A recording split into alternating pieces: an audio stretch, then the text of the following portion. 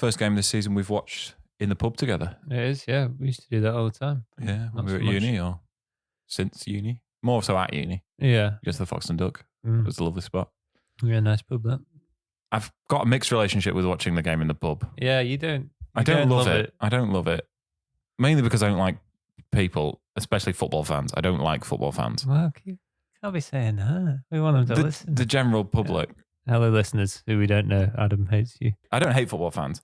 You hate some football fans. Yeah, and it's a risk inviting more of them into my football watching experience. So I would rather watch it. I don't know if I'd rather watch a game on my own than in the pub. Well, I'd rather watch the game on my own here than on my own in the pub. I think I would rather watch the game with someone at the pub, with one person maybe at the pub. Watching the game, like a big game, I would never do at the pub. I wouldn't. I think Saturday 12:30 is perfect for it. Yeah. Everyone there who's watching the football is probably a United fan. Yeah. It's just there. Spurs, yeah, definitely. Whereas if you're watching like the derby or a big 5:30 game in the pub and it's rammed, it's not. And I don't like watching England games in the pub for that reason. No. You watched, was it England-Sweden you watched in the pub? In York. Yeah, that was absolutely rammed. I quite enjoyed that, to be fair. People kept standing in the way of the telly. We booked a table for like an hour before the game, had some food, and had a perfect spot from this table. And then people kept walking in like 2 seconds before kickoff, like, oh, why don't we stand here? Yeah, it's not ideal. No. But we had a lovely time. We did, yeah. I also don't like watching United games with fans of the team United are playing. No. I have lots of friends who support other teams, but I wouldn't want to watch United against their team. No, I had that a bit at uni because I lived with an Arsenal fan and 2 City fans, and it was like, oh, we'll all watch the derby together, and it's like, I'd rather watch it on my own in my room. Yeah, if we win, I'd rather be celebrating with other United fans, and if we lose, I don't want any. I want us all to be sad together. Yeah, I can't handle any sort of ribbing after a United loss. No. When we got knocked out by Sevilla, the first time we got knocked out by Sevilla, not the more recent one, I went to bed at about what must have been like 10 o'clock, probably, and I was like, I'm just going to bed. And then I woke up and they'd stuck a printed out Sevilla logo on my door, and I was not. Nice.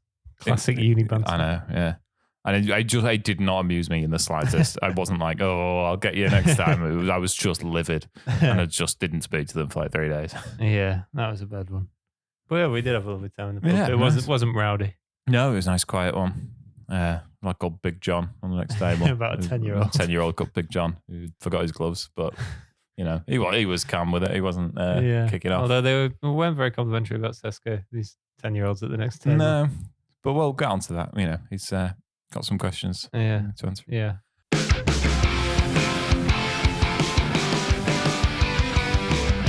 Hello and welcome back to Red Army Reaction, the world's #1 Manchester United podcast. Oh, that's a bold claim.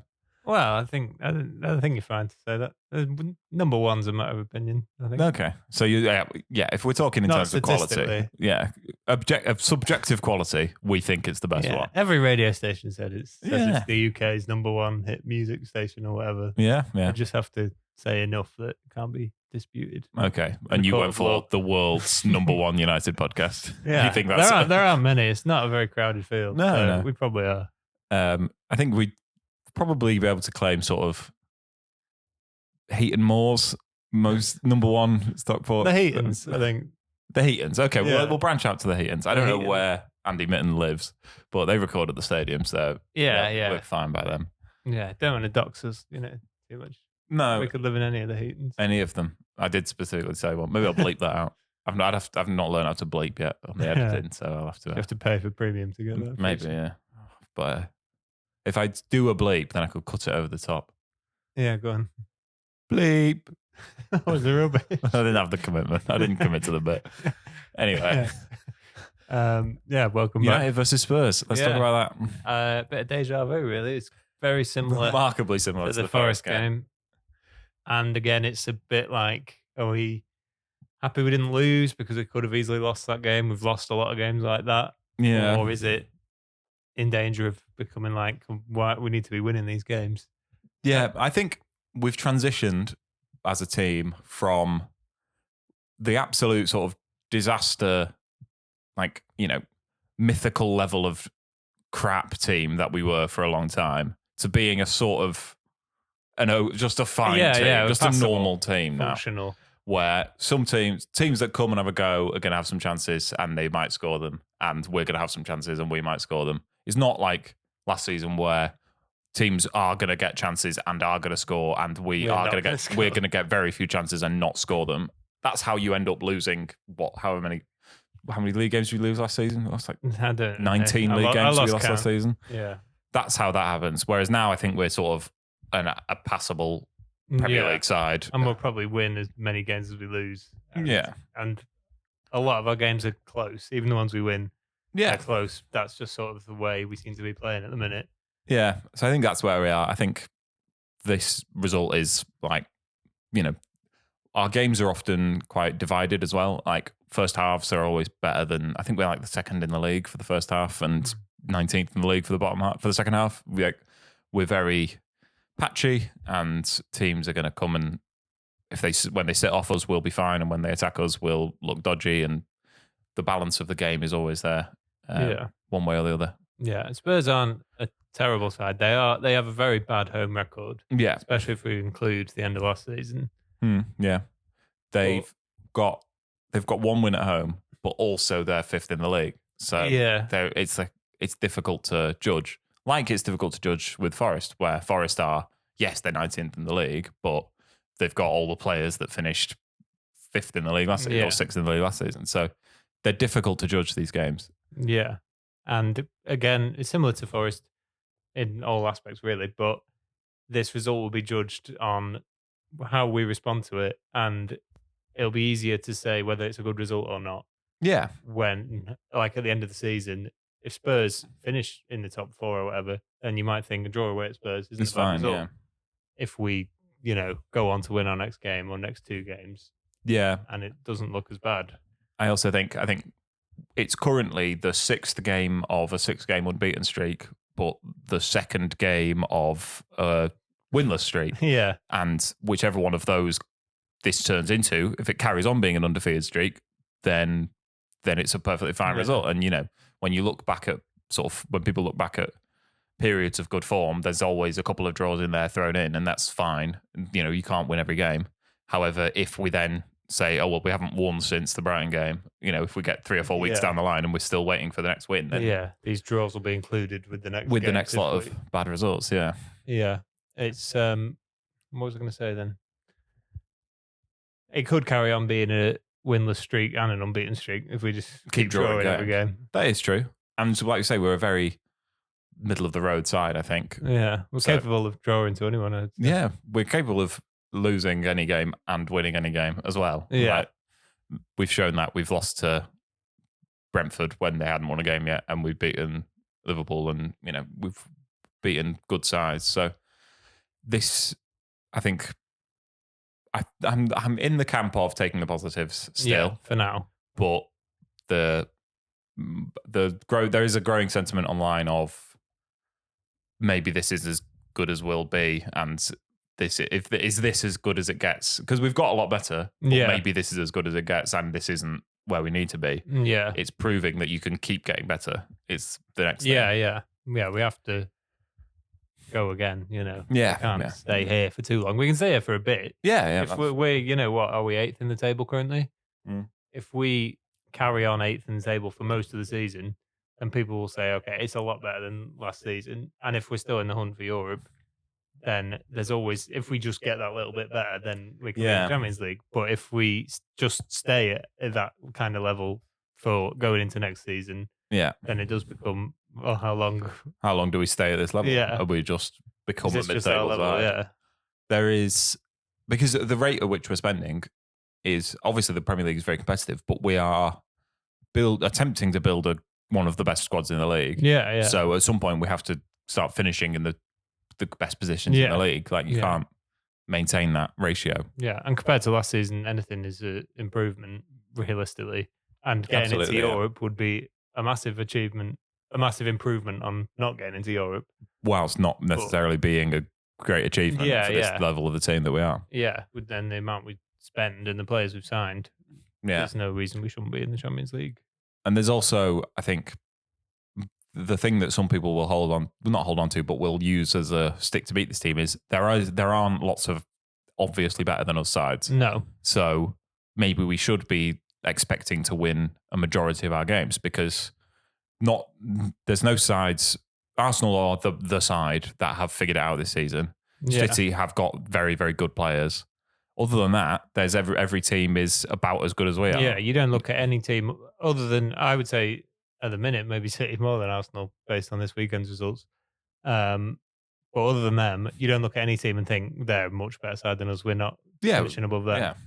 Maybe Chelsea, but Chelsea they're not a perfect side. No, we've beaten them. Yeah, they've got quite a few bad defenders, Chelsea, that play quite regularly. Whereas we've got quite good defenders, but we still concede too many goals. Yeah. Absolutely concede too many goals. Yeah. We should talk about the game. We should talk about the game. And Burmo carries on being a brilliant signing. Yeah. It's early days still. It's only November, but he looks like he has completely transferred his form at Brentford to United. Yeah. Which is not missed the beat, really. A lot of players haven't done in the past. And it just seems like one of those signings where it's just worked. Yeah. It was an obvious signing. This player's playing really well. Someone is going to buy him off Brentford. Yeah. And we did it. And it's but we've made the obvious signing before, haven't we? We've signed Jadon Sancho, who was, the talent elect around Europe. Yeah. He was young English winger who was tipped to be one of the best players in the world. We've signed the obvious, fair play. You didn't have to look very far, but you signed someone who sort of unreservedly should be a good signing, and they've not worked. And this time it seemingly has worked. I really like him. I think he's efficient. He's useful when he's not scoring and reliable when he gets the chances. His involvement in the goal wasn't just like it was sort of like a centre forward's goal. It wasn't the same as the sort of goal we saw him score against Brighton. We saw him score 2 that were sort of good movement and a good finish with a good pass into him. This was hover around the box. He tried to get on the first cross, couldn't get onto it. Got back into position, moved well like a centre forward, got off the defender and got a header. Yeah, it's a good header as well. It's a really good header, yeah. Not an easy one. And it's quite an unusual one because he doesn't jump at all. Like all the defenders jump and he sort of lets it hit him. Yeah. But a really good header. And he's shown that he's versatile, and I still don't think we've seen the best of him either. I think he's the sort of player that makes things happen and he makes players around him better. Yeah. And we talked about the sort of attacking signing we needed were floor raisers, as the lowest level that we're going to get out of them is much higher than the lowest level, because you don't expect them to play at the lowest level, but you expect a minimum standard. And Brian Mbeumo's minimum standard is very good. It's even when we aren't necessarily playing to his strengths all the time, or when we're not controlling games and he's not having loads of the ball, he's still very, very good at what he is doing and is creating opportunities for himself and other players. Yeah, and he's a reliable goal scorer, which you need at least one of them in your team. Yeah, he is our only one currently. Yeah. But that's what we signed. We signed a reliable goal scorer, and he's carrying that on, which, again, a lot of players' goal scoring numbers go down when they come to United, but it haven't so far. No, he's up there for the top scorers this season. Yeah, he's got 6 in the league, is it? I think so, something like that. Obviously, excluding Haaland, who throws off the curve, he's right up there with... He's a freak. Yeah, he's up there with lots of other good players. And he's up there with Danny Welbeck. Yeah. And I think not many United fans could have much to complain about with him. No. With the game, it was 1-0 for quite a long time in the game. And I thought... I shouldn't have thought this because we never get clean sheets, but I thought maybe we'd be able to see out a 1-0.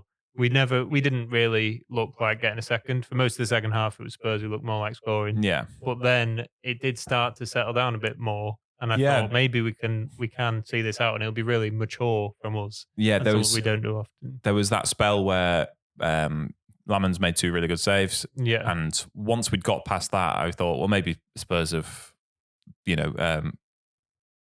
spent spent here slightly, and they don't create huge amounts of chances, and they weren't able to sort of pen us back. No, they had a couple of good chances, and Lammers did very well to save them. They had a goal disallowed for offside.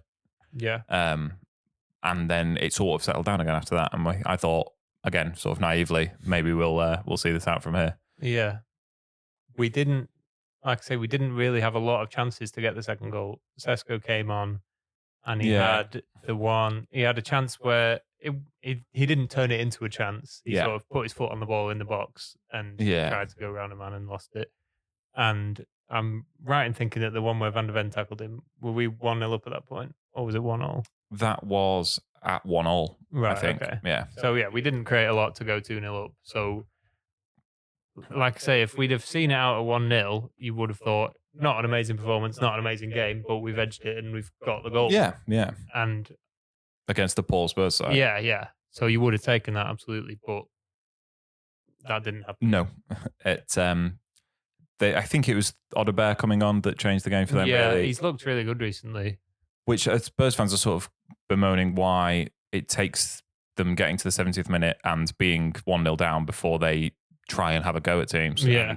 And they showed that, and United have showed when teams have a go at us. Forest did it. Forest sat off us and kept their distance.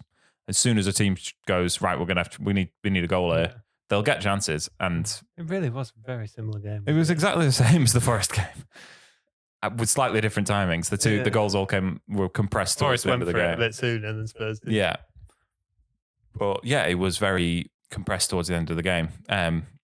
Once they started having a go, our defenders just aren't. We're not capable of shutting teams down either through efficient defending or through being efficient on the ball. Yeah. Which we've seen teams do it either way in the Premier League, where a team can go into a low block and can prevent any decent chances for the opposition, or like the City teams can do and Liverpool teams could do, just keep the ball and just smother the opposition, and just kill the game. Yeah, just stop any momentum from ever developing. We don't really do either of those, and when a team wants to attack us, they will attack us and will get chances. And that's the next big thing to fix. I think we've fixed the efficiency going forward, mainly in the market, but we had very inefficient forwards and now we've gone to more efficient forwards. That's fine. I don't think we can fix the defense by just signing better defenders. I think it's a structural. We've signed good defenders. Yoro and Delict particularly are very good defenders. Yeah, and Maguire's not. The issues. Yeah, Maguire went off yesterday, but the issues we've seen aren't Maguire issues where he's trying to clear the ball and missing it. It's not down to individual players. It's a systemic thing that is allowing teams to create chances against us. And while I talk about how it's not a defensive formation, and having an extra centre back allows the wing backs to be basically midfield players. But with an extra centre half in there, you should be able to deal with balls into the box better than we are. And we are often flat footed and caught out by balls into the box. Yeah. And we saw that twice on Saturday, where the first goal. Particularly the first goal, yeah. Yeah. Delict was tight to his man, but it was a good cross and good centre forward play. Yeah, it's a great touch from Tell to take it away from the defender. Yeah. We turned down this chance to sign Matisse Tell. We did. Because he wanted too much money and too much power in the transfer, really. Yeah. Which I think was the right decision. He's not been very good for Spurs. No. It's going to happen where they score against you when you do that. And I think it's it's not like, I don't know, sort of like a Caicedo to Liverpool, where the whole world knows it was on the cards. Yeah. The Tell one to United is like... Sort of like we were both offered him. We both needed a striker, and Spurs were willing to meet the terms that Bayern and he wanted, and we weren't. It's not like, United have massively put their foot in it by not taking this opportunity. Yeah. It's fine. He is a decent player who will play at a decent level. Yeah. And that was one of his best moments in the Spurs shirt so far. Yeah. And he's not going to end up costing less than Šeško, and Šeško is a better prospect, I think. So we'll talk about Šeško. He had the chance to make it 2-1. Yeah. It does look, I don't know if he was injured before that moment, but it's definitely been a thing of his game. He looks a little sluggish, and there's no real. I don't necessarily think this is an essential trait for a footballer, but it's something we haven't had in the centre forward probably since Cavani.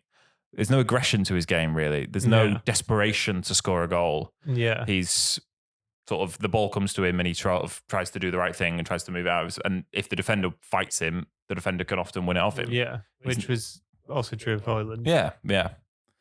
He looks, I know this, a lot of what you can say about him at this point is similar to things we said about Højlund, where he looks so low on confidence. And I don't know where that's come from. He scored a couple of goals. He's not, banging them in every week.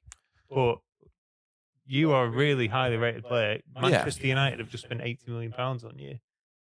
He should have the. It should be. He should back himself, And he doesn't seem to back himself with the ball. No, he does. He's a little timid, and that's not a quality you want in your centre forward. No. If you look at if you watch the Sunderland Arsenal game, but the Sunderland equaliser at the end, Brobby is putting everything on the line to get to that ball. He's desperately going for that ball. Yeah, and he gets wiped out as he does. Yeah, he gets wiped out. He's wrestling with Gabriel, who's the best centre half in the league, and does everything to get his foot on that ball and gets his reward for it. And you don't really see Šeško doing that. Šeško's happy to, he'll score a nice goal. He'll score the goal against Sunderland. He was in the right place. It was good, good intelligence and maturity to read the game and be in the right place. But there's not a lot of scrap from him, and that's something I'd like to see him add to his game. Yeah. I can't hear the name Brian Brobby without laughing. It's such a ridiculous name. Of all the names to pick to go with Brobby, you can't go with Brian. That's ridiculous. Yeah. I mean, the only one worse would be Bobby. Yeah. Or Robbie. Yeah, I probably wasn't on the cards. But yeah, that is a stupid name. He's an okay player. We nearly signed him for £40 million. Was that when we were signing every Ajax player? Yeah, when he's on SCG's books, so United nearly paid loads of money for him. And it would have been he wouldn't have worked out as a £40 million transfer. He went to Sunderland for less than that, and I'm not saying that I wish we'd signed Brobby instead. No. I'm saying there are centre forwards who are very good, who you never see that sort of aggression from. Like Kane, you don't see Kane desperate to score a goal. You see him desperately claiming a goal that he never took the ball. But you never see him sort of like, he's a very good forward. He scores all types of goals, but I wouldn't call him an aggressive centre forward. No. But Kane is, he's a different beast. You can't really compare the two. If Šeško were to not gain any aggression, but become one of the most complete technical centre forwards the world has ever seen, then I would be fine with him not being aggressive. At the moment, when he's not scoring a lot of goals, a bit more willingness to put things on the line would, I think, even if it didn't result in huge amounts of goals, it would endear him to the fan base a bit more and get lazy pundits who see a bloke sort of strolling about and think there's something that United have wasted their money again. I think it would get some of them off his back. Yeah, he didn't play for very long on Saturday. No. He came off injured, and we're waiting. At time of recording, we've not really heard much about the length of his injury. It seems to be that it's not a really serious injury. It's not going to be out for 6 months, but he could be out for 2 or 3 months. Yeah. We don't know. He's definitely not going to Slovenia. Yeah. We know that. So it's at least 2 weeks. Yeah, it's at least 2 weeks off.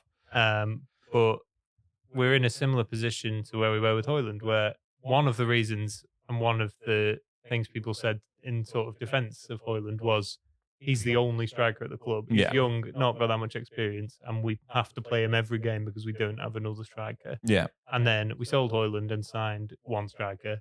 Yeah. And so we have the same issue with Šeško. That is sort of true, apart from the fact that he doesn't play every game.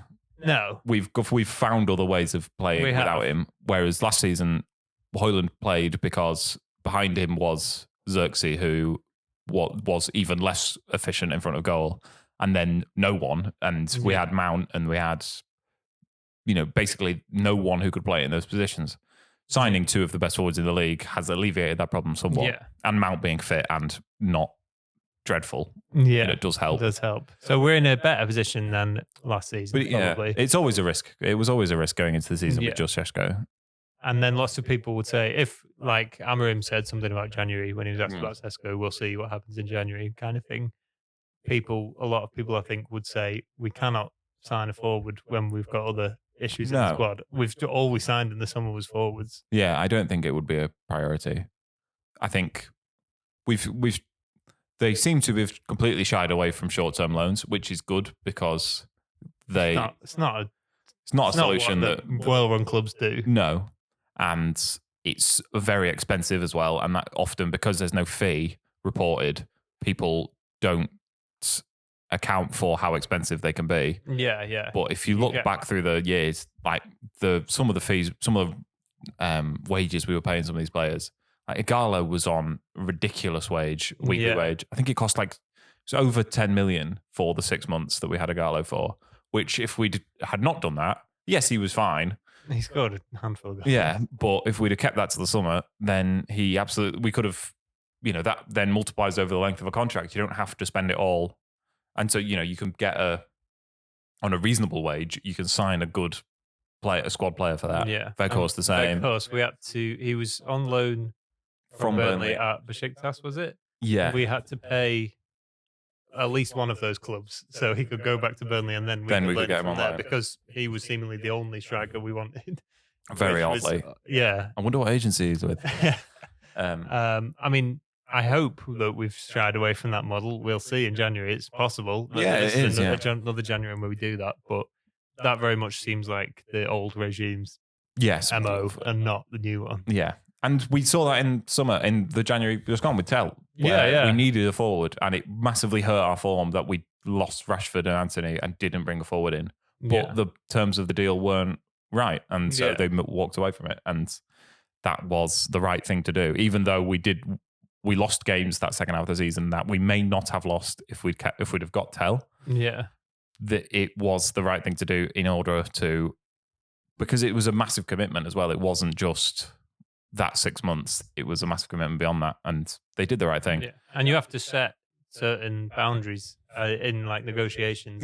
This is how we operate, and maybe every once in a while you think, to hell with it, we're going for this guy. But to sign Matthias Tell is not no, it wasn't. And you can set all of the boundaries you want, but until you actually walk away from someone, they're just made up. You have to actually do it, and we did do it. And I don't think there's not been any noise around a forward loan signing. I think if it was to turn into a 6 months injury, then we might see something. Yeah, but I think what we will do is not sell Xerxes in January. Yeah, that probably will help. I think they will try and bring a midfielder in, though. There's a lot of noise around Elliot Anderson, and I think he's the outstanding candidate. But whether or not you get him in January with Forest, if Forest is still in trouble, maybe you don't get him, but it seems like the kind of signing that doesn't really happen in January. No. We'll see. But yeah, with Seshko, we said that we were fine with signing a raw striker because we've got other players in the squad who can score goals. And that's sort of working at the moment. It's still true. Yeah. It's the case that Seshko isn't the complete article, the finished article. We already knew that. He isn't scoring very often. We knew that was a possibility. But Mbomo is. And therefore, it's not the end of the world. And Seshko can hopefully, over the course of this season and the next, turn into a starting centre forward for Man United who gets the volume of chances and the volume of goals that we need. Yeah.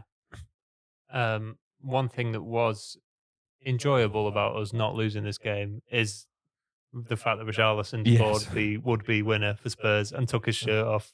And it's not the first time he's done that for a goal that's either been ruled out or just not turned out to be the winner.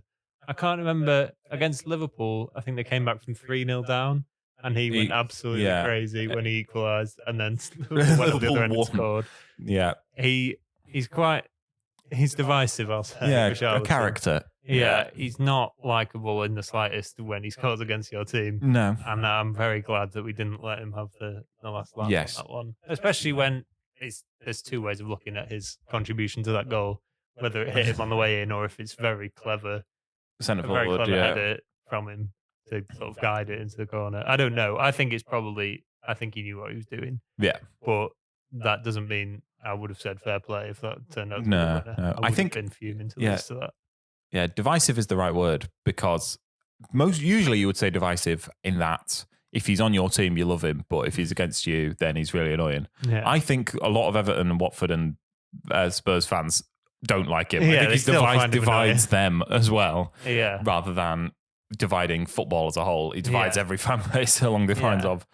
I think he divides the fan bases of the teams he plays for because he's so inconsistent. Yeah. And I think when he's playing well, if he was playing for your team, you would think, oh, he's great, isn't he? I love him. But then he goes through periods of not scoring for 6 months. Yeah. Think, like if you look what are we doing with this clown? His goal, it was a good goal. His goal the other week was good. He scored one of the best goals of the season, a lovely volley. I can't remember who it was against.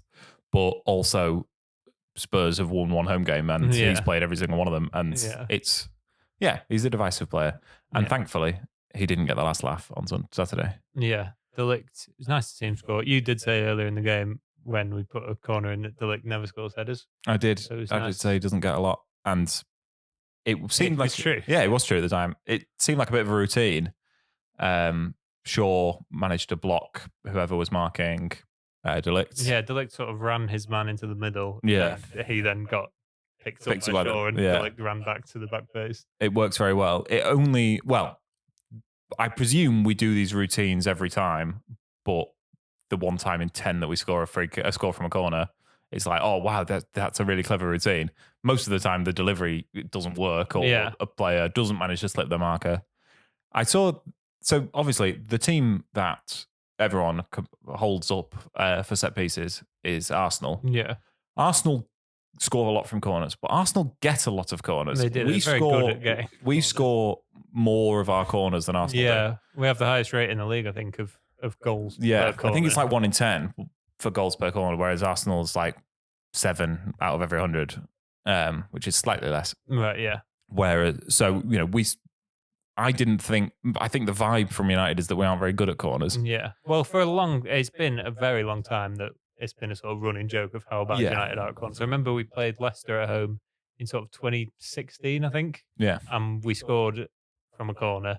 And I was like, wow, I can't believe it. And then it turned out to be an own goal. So I was like, I knew he couldn't have scored from a corner. And that was 9 years ago. Yeah. And it never really went away. Yeah. And I think what doesn't help our perception is that we aren't good at defending corners. Yeah. You would expect one to go with the other and there is some sort of correlation, having lots of tall players who are good at heading the ball helps in both directions, but we aren't good at defending corners. We've conceded too many chances from corners, but we are good at scoring. Yeah, we seem to be all right. Well, I think I'm content with how our I don't think we need to I'm not quite at the point where which maybe Arsenal fans are, even though we are seemingly more efficient, where we get a corner and I'm like, right, we can do something from this. Yeah. That's got to take a lot of undoing how bad we were. Yeah, I generally still think, well, we probably won't do anything from this, so I won't get my hopes up. That might change. That might change if we carry on. I presume there'll be some sort of regression where I think we're probably about average from corners, but we've had a good few this season so far. Yeah, De Ligt's the only player to play every minute for United in the league this season. He's, I really like him. He's a great defender, and he maybe wasn't perfect for their first goal. Yeah, he looked a little flat on his heels. Got turned a little bit, but I'm really happy with him. And he was obviously this amazingly rated player at Ajax. You absolutely sang his praises when he was 17 at Ajax. Yeah. And then he went to Juventus. It was who's going to buy him, and then it was Juventus, which was a bit of a shock. And then it sort of... He didn't become the best defender in the world at Juventus. Which was a disappointment. Yeah. Even though he was a perfectly good, a top-level centre-half. Yeah. And then he went to Bayern Munich, which is what would have happened if he did become the best centre-back in the world.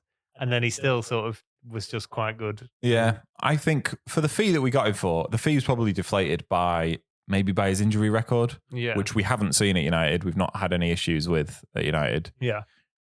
I think there was a consensus amongst Bayern fans that he wasn't the centre half they should have sold, and they should have sold Kim Min-jae instead. Yeah, and we nearly signed him before he went to Bayern Munich.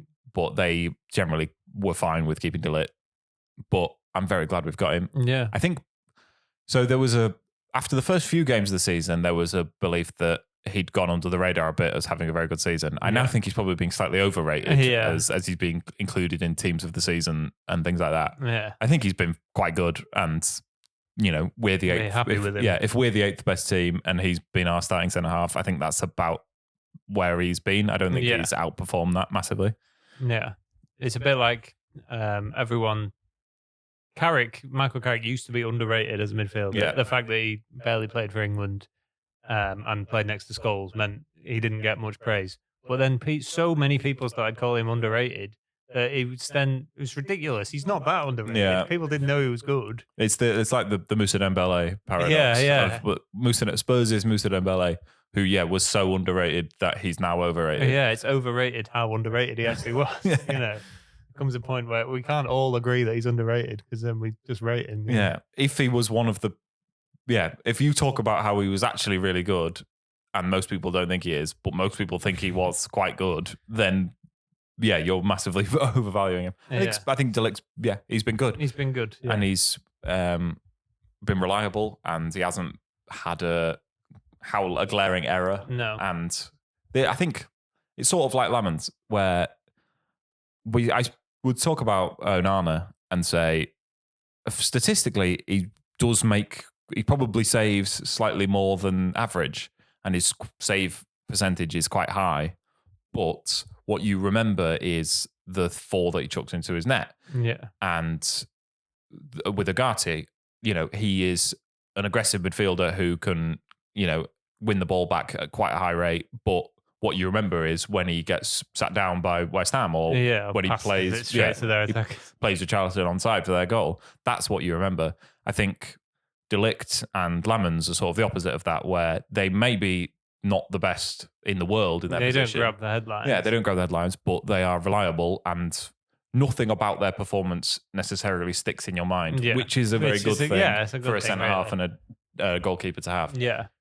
They're good. They are a good player, and they are reliable, and they play to their level most of the time, and that's fine. We haven't had anywhere near enough of those at United. No. We've had far too many players who, if he's good, if he's on his game, he's really good and will be really good, and then 90% of the time they aren't that player. They're rubbish, and they do stand out for being bad rather than just going under the radar. Yeah, I think I'm very happy with De Ligt this season, and long may it continue. Yeah, and I think he is capable of getting better with the team. And if we are to improve from here, there's no reason why he can't be at the heart of our defence. I think it'll be a long time before he becomes the problem. Yeah. And I said when we were talking about changing managers a few weeks ago, which we aren't at that point now, but none of our players were seemingly playing badly, we weren't getting any results, and we were being made to look average by the system that they were being asked to play. I think that's probably the case now with the fact that we could see so many goals. I don't think our defenders are making mistakes or not doing what they're supposed to do. I think it's a systemic thing. That's why we are conceding too many goals rather than an individual quality thing. Yeah. Which hopefully we can.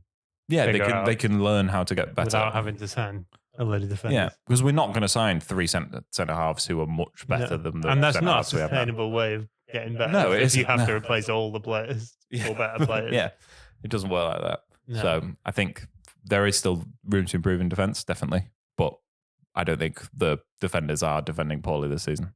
No. And we were actually talking about De Ligt from an attacking point of view. Yeah. He scored the equaliser. Yeah, it was a good movement from him. And again, it's sometimes if you can't win, don't lose the game. Yeah. And sometimes you've got to get out with a point, which we didn't manage to do at 1-1, but we managed to claw it back at the end. Yeah. It does mean we've lost fewer games in 2025 than Liverpool have. Wow. Which is really weird. Yeah. They tailed off massively after they won the league. That does help. But that is odd to think that they have won the league this year. Yeah. Obviously, that's not if you look back at when the history books look back at the year 2025, they will talk about Liverpool winning the league and United having the worst season ever. Yeah. So I don't think they will be. It's not that important a stat, but I do think we don't lose quite as often and quite as readily as we did for a long time. It's slightly frustrating because we've not beaten Spurs away in several years, and we lost to them 4 times last season. It would have been really nice to win. Yeah, but ultimately, I hope that this draw ends up looking like a decent result. Yeah, in the I think so. of things. I think so. Jack Fletcher was on the bench for the game. Didn't get on. No, it was touch and go a little bit for the academy record. I do think this is confirmation that they aren't allowed to have a squad without an academy player in. They would never let it happen. Yeah, someone at the club is making sure. Which there is a phrase in sort of business management, which is as soon as a metric becomes a target, it becomes useless as a metric. And the metric of United always have an academy player in their squad, now that it's become United must always have an academy player in their squad, means that there's very little value in United having always had an academy. When it was discovered, it was throughout the period of no substitutions and then 5 subs on the bench. Throughout that whole time, there was always United academy players. And United winning the league. And United being very good. And United being very bad as well throughout that. It's 80 years, 90 years we're coming up to now. Yeah. Where it's always been the case that within the best 15, 20 players at the club, at least one of them has come from the academy. Yeah. I don't think that's necessarily the case now. I think it is currently because Mainu is one of the best 20 players in the squad. But does the manager think that? The manager doesn't like him. Yeah, he thinks he's in the best squad. Yeah, okay. But I don't think it matters that that's the case currently. I think we would keep the record anyway. Yeah. They will always keep that record, and therefore it doesn't really mean anything anymore. I do think that it's... So, I think since it was discovered, any club could have done it, and therefore it's not a useful metric that United have done it. Yeah. If any club had decided... Has any other club done it in that I don't know. period? City probably have. No. Why not? There must be times where they haven't done it. Like Pep would leave an empty space on the bench at times. Maybe there isn't a... I think Liverpool have probably done it for quite a while between Trent and... I wonder. Conor Bradley this season. They've probably had enough. But like I said, that's not... I don't really think... I never thought it was that important anyway. I think it's more important that we have players like Rashford and Mainu who are the best players at the club in their position, who play regularly because they're so good. And we also have that pipeline of who's the next one to come through. Giving opportunities in the first team to academy players, which we are still doing. Yeah. By making sure someone's in the squad. Yeah. That is an opportunity, and it's better than not doing it. Yeah, I think it was slightly disrespectful to Jack Fletcher to talk about, he's just there because of that. He's played at the club for the last couple of years. He's played lots of games with the under-21s. He's a very good player, and I think he could play at the level that United needed to. But at the same time, at no point did anyone think he was going to be called upon in that game, I don't think. No. And until Mainu got injured, he wasn't expected to be in the squad, really. I think that's the shame. The shame is when we need... And, we were only losing for the last, for 2 minutes towards the end of the game. Yeah.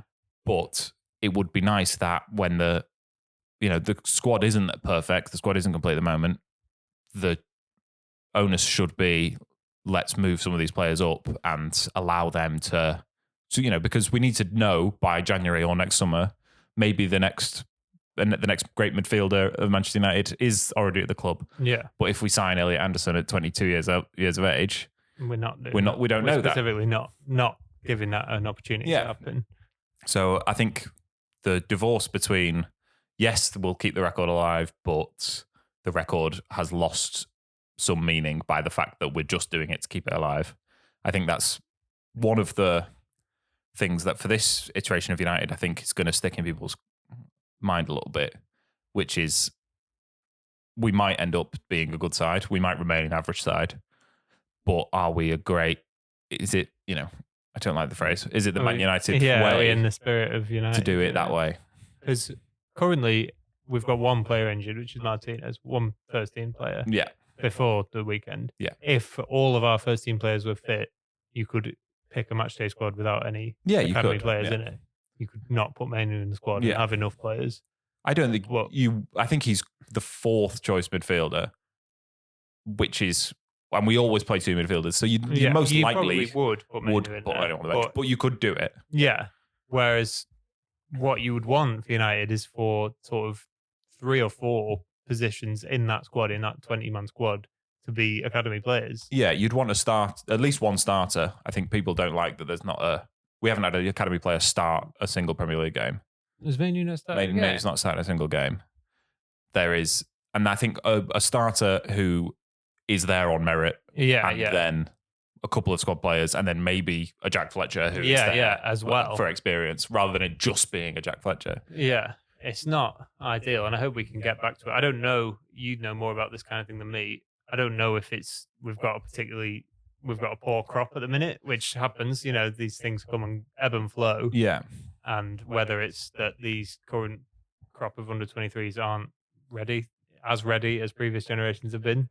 Yeah, I think it's probably a bit of a lull because of the more aggressive contract management strategy. Right. And so a lot of the sort of players who would have been kept around to sort of 21 years old are being let go at 19 because they aren't... Before they get those 2 or 3 games in the first... Like if you look at, say, the Louis van Gaal era or the Ollie era, which are the 2 eras for that style of squad management, like Brandon Williams had a good sort of 20 games in the first team of United, probably wasn't a United level defender. No, but we used him as a squad player, and he played 20 games. Like Cameron Borthwick Jackson, Donald Love. He's a level below. Yeah, these players who were squad players for not very long, but were there to fill the gap and got a chance, and may have, not, he was an elite prospect, but he wasn't the next on the list. But Rashford was kept close to the squad, trained with the squad a few times, was ready to go, got his chance, and turned into one of the the modern era's best players. Someone saying the same about Harry Kane, because they've got a couple of injuries in that position currently, Spurs, and Dane Scarlett is in a very similar position to what Harry Kane was. And if you don't give him that chance, you'll never know. I don't know if Harry Kane, certainly no one was saying this guy is the next. No, he's going to be a future England captain. He could break our all-time scoring record. He was a decent youth prospect, and he then ended up scoring 20 goals that season, having not played until November. And I don't know if you ever read any of those articles of the sort of what will the 2025 ones that they say are the future England captain who's going to go on and play 50 times for England very rarely do. Yeah, so no one can know with any certainty. You have to give them the opportunity. Yeah, and that's what United do. United have done that, where you have, there's so many players who didn't have United careers, but it was the sort of pride of United. There was a time where every club in the Premier League had a United academy player. Most of whom had got senior minutes at Old Trafford and hadn't been Premier League, hadn't been title-winning quality players, but had got on the pitch for Man United and had a good career. And there are still plenty of them knocking about. I suddenly can't think of any examples. Well, there's Michael Keane. Who else is Danny Welbeck? We spoke about earlier. Yeah, who came through. He was slightly more established. He wasn't. He got a few seasons in the first team rather than a couple of games. But without that pathway, that's the more important thing for me. Is the way you build a squad should have room for 3 or 4 academy players at a time. And there's a great crop of players coming through. There's some really top players, like even in centre midfield, where we are looking to sign a proper elite player. There's talk of we need to sign 2 starting centre midfielders because of the age of Bruno and Casemiro. I would really like us to sign 1 starting midfielder and have Cobby and all these other players come through, Jack Fletcher and Jim Thwaites, and players who can, we don't need all of them to become elite. They don't all have to be Paul Scholes. No, but I would love to see, that's the first, the opening 15 games or whatever of this season. That's something that has made it feel a little hollower. Yeah. If you'll allow me to use a word that isn't a word. Hollow is a word. Is it more hollow or less Follower sounds like a word, like follower. Yeah, but it doesn't mean that. It's a different form of. I know, but it still sounds like a word. Anyway, yeah, it's something that's been missing, and hopefully, the United. I don't like top Reds, but they would say that when the team is down and the form is down, that is the perfect opportunity. But modern wisdom is that is a lot to put on a player, and it's much better for a player's career if they come into a more stable environment. Yeah, and I would like to think as we get towards a more stable environment that we do start to see some of these players come through. Let's talk about Shea Lacey, who is everyone at the club really likes. Yeah, he's trained with the first team. Trained with the injury. He's been out with injuries, but he's back now and he's been fit for a while. He's trained with the England first team as well. Yeah, last camp. So I'd love to see him get through. And there's a player there are players who can help us out. It's not just sort of a PR exercise. While it is good PR, they are players who are useful and can help us out. And if one of them works, one of them clicks, you can save 100 million quid. Yeah. We'll see. But it's something that the club needs to get its priorities right with. Yeah, the priority shouldn't be to maintain the record. The priority should be to give opportunities in the first team to youth players. Yeah. Because I think while it would be a shame if the record went, but if the record went next week, but by the end of the season, there was 3 academy players in the starting lineup, everyone would mourn the record, but it would be a lot more United than keeping the record without any of them actually getting without any of them ever doing anything or amounting to anything. Yeah. The record is sort of there to measure that. It's a good statistic to use to say, look, we always give opportunities to youth players, but that's not actually what it measures. Just to be there in name. No. You don't want it to just be a statistic. You want it to actually feel like it means something. Yeah, absolutely. When you watch the team. Should we have a look at the other games this weekend? Yeah. It's a mixed bag. Yeah, it's a decent weekend, I thought. I didn't like the fact that there were so many games on Sunday. No. But that's going to happen when there's so many teams in Europe. Yeah. And most games in Europe are on Thursday now. So you've got Palace, Villa, and Forest all need to play on Sundays every week. And then there's always a big game as well. So yeah, they always try and move the Wednesday Champions League team as well. So but there's seeming a belief that Newcastle are struggling with the Champions League hangover. Yeah. They basically lose every time after a Champions League game. Yeah, and they've not won an away game this season. No. Have we won an away game this season? Yeah, Anfield. We talked about this. Oh, yeah. That was the only one. Yeah. Yes, we have won an away game. They haven't done. No, they looked really average against Brentford. Yeah, it seemed like the longer the game went on, Newcastle just lost it and they ran out of steam basically. Yeah. Couldn't keep it up. Yeah, it's a real challenge, and if they want to be an elite club, they are the richest club in the league. But if they want to be an elite club, you got to play twice a week, and you got to have a squad that can do it. And there's a big drop off between some of their summer signings haven't worked really, so they haven't got the reliability off the bench or the reliability in the squad that they would like. Yeah, like people have been talking about Elanga. He's not scored yet. He's not. It's not worked out for him so far. Yeah, and it's as if he's a United Academy player. Yeah, forgot about him at the time. Yeah, well, don't do that because I'm about to slag him off. It's as if when he was at United, who have all the ball and can't utilize his best attributes, he didn't look very good. Yeah, he looked like a limited player. Yeah, and then he went to Forest, who sit back and he's the fastest man alive, and he could run the full length of the pitch and did really well. And then Newcastle paid £55 million for him and put him back in the environment where he was very limited at United. Yeah. It's a classic bit of poor, not translating your signings well and not accounting for changing game state and environment.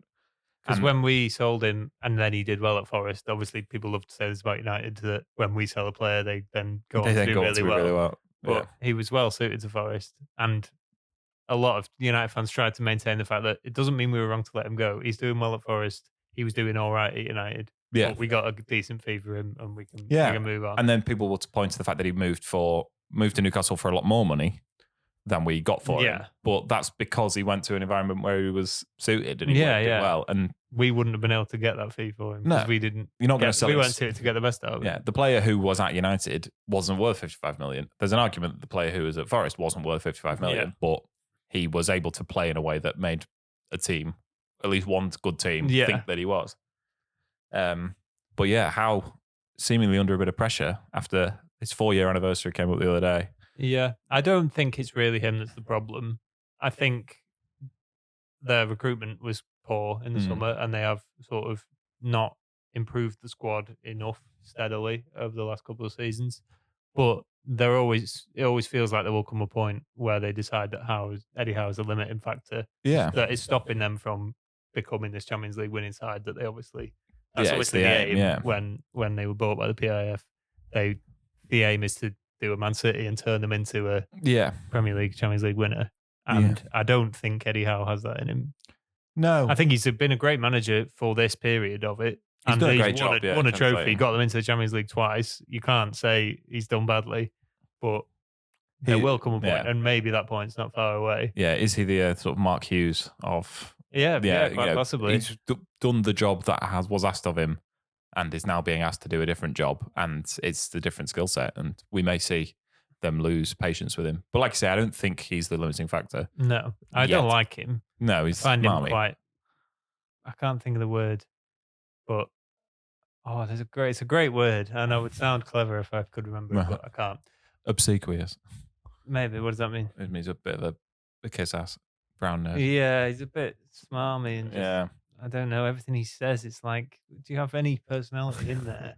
Like every single answer he gives to a question is so earnest and all about the team and success, and just like, come on, man, give us something. Yeah, he does seem a little generic. Yeah. But do you think so you don't think he's on the sacking list yet? Yeah, I can't say chopping block with Newcastle voters. No. I don't think he's set to be sacked anytime soon, but they need to get out of this hole that they're in. Yeah, I think, if you look at the odds, Farker is bottom of the list. Yeah. Fair enough. Which a lot of people picked him. I did at the start of the season, but sort of forgetting to account for Marinakis. Yeah. And also Wolves. Wolves are... no one really saw that coming. Certainly didn't see any team sacking 2 managers before Daniel Farker was sacked. No. Again, that's Marinakis. I would say, I think Amarim's probably climbed up the list now. Yeah, I would hope so. Do you think Amarim's higher up the list than Slot? I mean, they're level of points.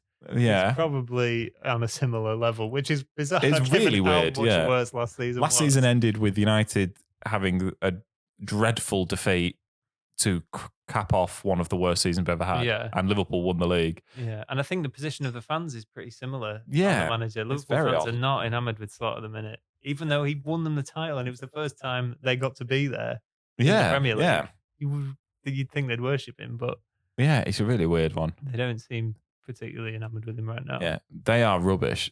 They genuinely they look clueless against City. Yeah, and they did create some great chances. There was one particularly for Salah towards the end of the game where you wonder, how did they not even score a goal in this game? Yeah, but it did seem like City were gonna get the 3 points or whatever. And we looked clueless against City. Yeah, we did. City will make a lot of teams look average this season.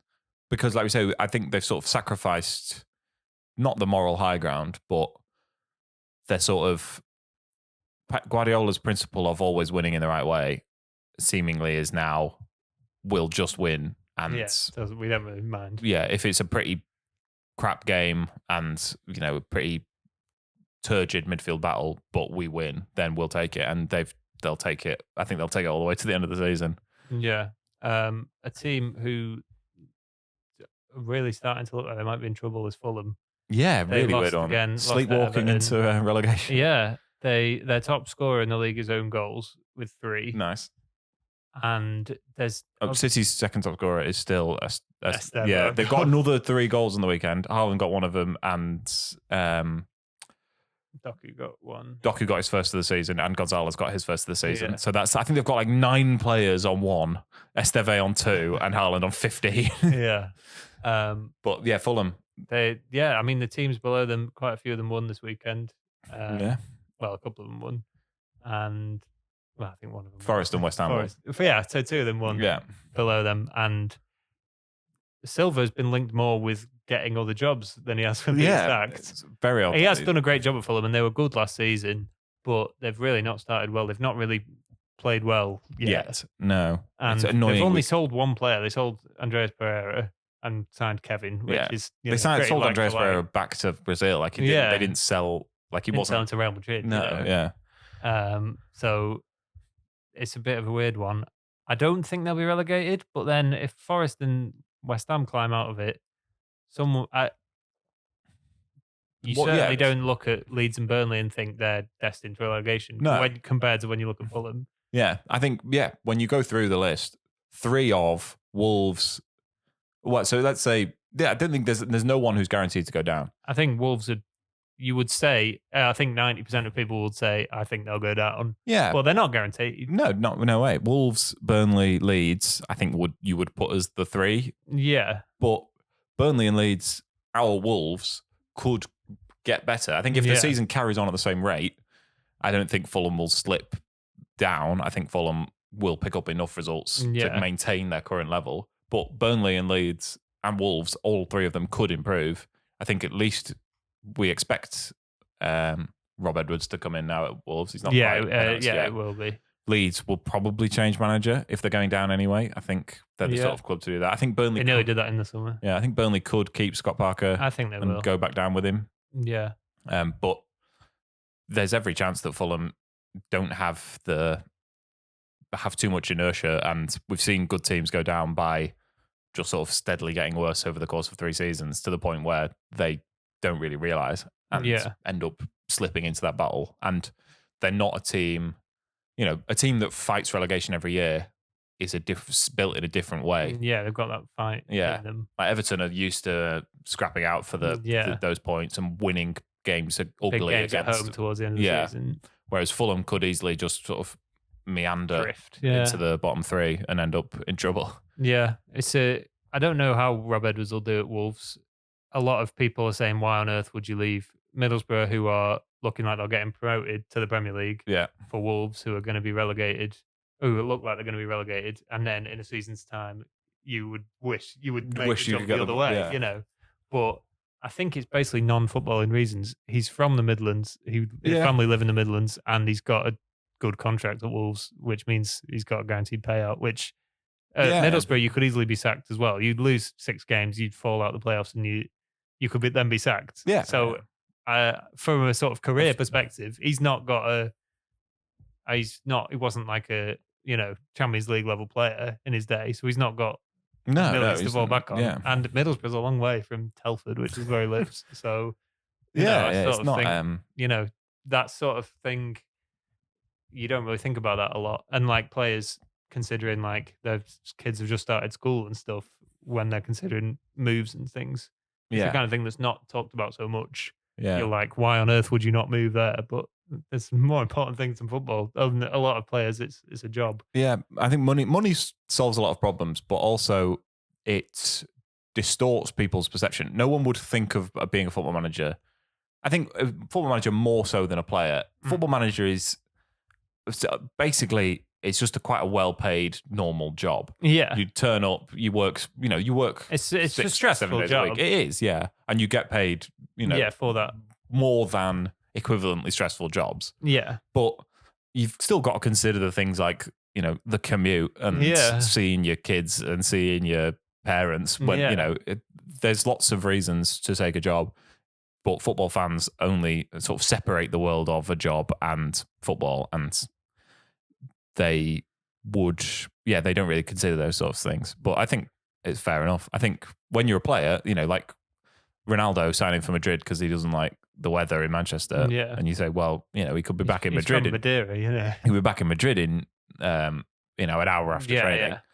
But that's Ronaldo, and Ronaldo's one of the richest people in the world, and Rob Edwards isn't. No. And it's a good contract. He'll get a decent whack out of it. Yeah. There's not because I didn't just listen to documentaries about Nottingham Forest, but once Forest won the European Cup, once Clough got his payout from Leeds for getting sacked and paid off his mortgage, he basically became beholden to nobody because he, from then on out, he thought, well, worst case scenario is I get sacked, but I've got my house. I've got enough money to last the rest of my life. So I basically do whatever I want. Decisions for that, basically.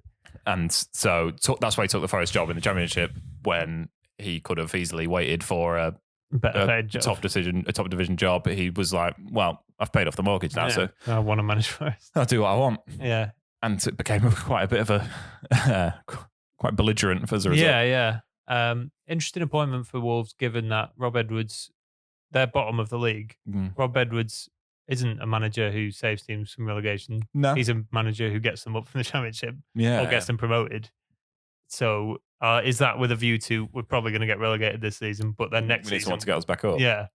I don't know. I don't think so. I think they probably see themselves as a 14th, 15th place side rather than a 17th. Like I think they would say, by rights, we should be finishing much higher up in the table. We shouldn't be aiming to just get out of relegation. Yeah. If we should be aiming to finish 10th, but with everyone else has got a big head start. Yeah. And so therefore we may end up, 14. We only pick up enough points to finish 17th, but that's basically what we expect from the rest of the season. Yeah.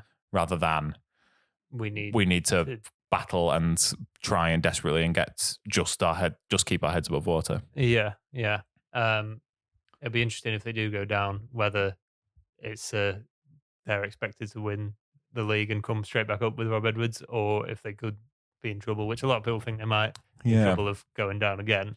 Yeah, which is what happened last time Rob Edwards got relegated with Luton. Yeah, they're a weird one. There was a big influx of Chinese money to European football, and it's basically all gone apart from Wolves. Yeah, Villa have Chinese owners today. Yeah, but not a majority, I don't think. Right. All of the Chinese investment in Italy has gone. It's all gone to America. American companies have bought all the big clubs there. There's basically none left because the Chinese economy is not doing very well. Yeah. And so they sort of protectionist and bring everything back in. Wolves. So there's a belief that, and Wolves fans certainly seem to want them to sell up and fresh ideas and fresh money, basically. But you've got to be careful what you wish for. Leeds, when Leeds were teetering on the brink of relegation, Leeds gambled and spent a load of money and essentially got stuck in the Championship for 20 years because of the poor decisions that they made when they were right on that cusp. If you gamble and get it wrong, it can very easily get worse very quickly. Yeah. I can't see Wolves without a takeover gambling and spending a load of money. No. To be honest. I think the fact that they're not even on like 5 or 6 points. They're on 2 points. They're the only team in the top 7 divisions of English football to not win a game this season. Yeah. It's and it would only take like 3 wins and then you're looking all right. Yeah. But it's hard to see them staying up at this point. Yes. But they will still, without a doubt, not beat Derby's record of 11 points. It's impossible. That's one of those, like Chelsea's 15 goals conceded record. That's a record you just can't see being broken. If Southampton last season didn't break that record, then who will? Yeah. An interesting thing about the Chelsea record. So in, I think maybe 76, 77, Liverpool conceded 16 in a 42-game league season. Oh, right. But I don't think this is a Premier League thing. I think maybe it is a Premier League thing. But also Chelsea beat it by 1 in 4 fewer games. Yeah. So it's more impressive, the Liverpool record, but the Chelsea one is the one that gets spoken about. Yeah. But I thought it was interesting that... Yeah, it's partly the sort of all stats reset in 1992 thing that a lot of people don't like. But. Yeah, but that would be more egregious if Liverpool had 15 rather than 16 maybe, or it were even fewer. But one of the ridiculous things with that is that Alan Shearer scored like 20 First Division goals before the Premier League came about. So, don't count. Yeah. And he's still the record goal scorer. Yeah. And I think it was someone who'd played the whole career in the Premier League. Yeah. And it's a weird one because I think Alan Shearer's 260 Premier League goals are more impressive than Dixie Dean's 400 top division goals when, they hadn't invented defending yet, really, or they hadn't invented formations and they were just sort of running about. Yeah. And you need these reset points. Like there's all these post-war statistics. Yeah. The pass back rule also came in 1992, and you need these sort of frames of reference to frame these stats in. It's a different game to what it was. You can't compare, like you say, 19th century footballers with now. So, who's the best forward of all time? Is it? Yeah. I do think people are dismissive of. I think you can probably go back to like the 60s, and it's basically the same game. Yeah. It's Sean Dyche was talking about. No one's ever reinvented football. It's always been the same size pitch with 11v11, and until they change that, it'll always be the same game. But I do think there have been substantial developments in technique, and once they got it so that the pitch could stay grass the whole season, that feels like quite a big technological advancement. Yeah, that has enabled different things to be done on the pitch.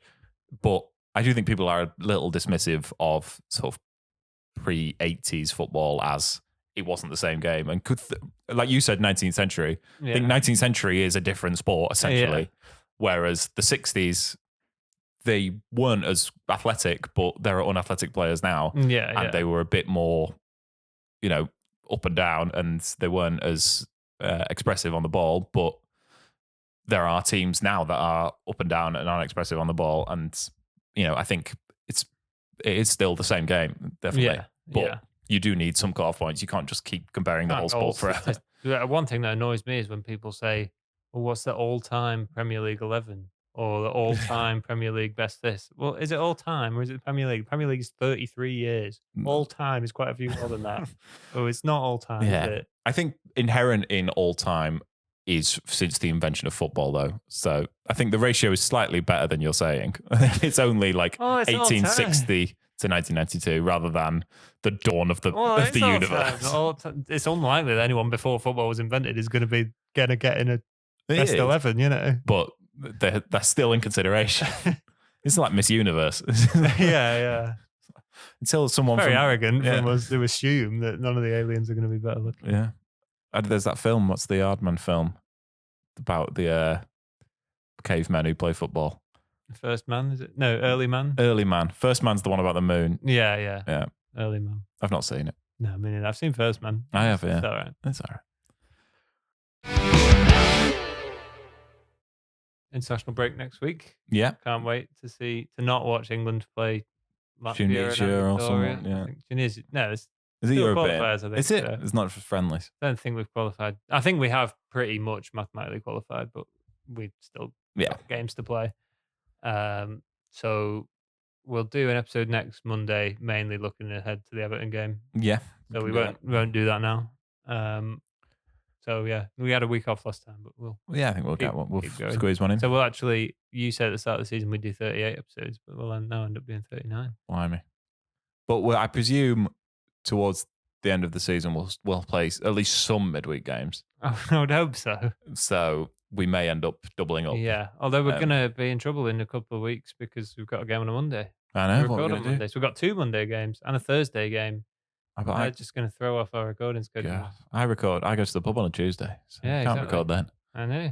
We can't record on the Sunday before we play the game. That would be... I mean, we could do sort of choose your own adventure thing where we say, if it was 1-0, skip to this moment. Yeah. If it's 2-0, skip for every possible score, up to maybe 4 all. Yeah, but then knowing our luck, we'd go 7-5 or something. Yeah. So yeah, we'll be back next week. Yep. We'll be talking all things Everton and, maybe a sideways look at the international break or something. Yeah. Something to fill out the episode because the Everton preview is not going to take an hour. No. We'd have to do some research or something for that to happen. Thanks everyone for listening. Shout out to our littlest listener who's now entered the world. So thanks for listening with your tiny little ears. And we'll see you all next week. We'll see you out there.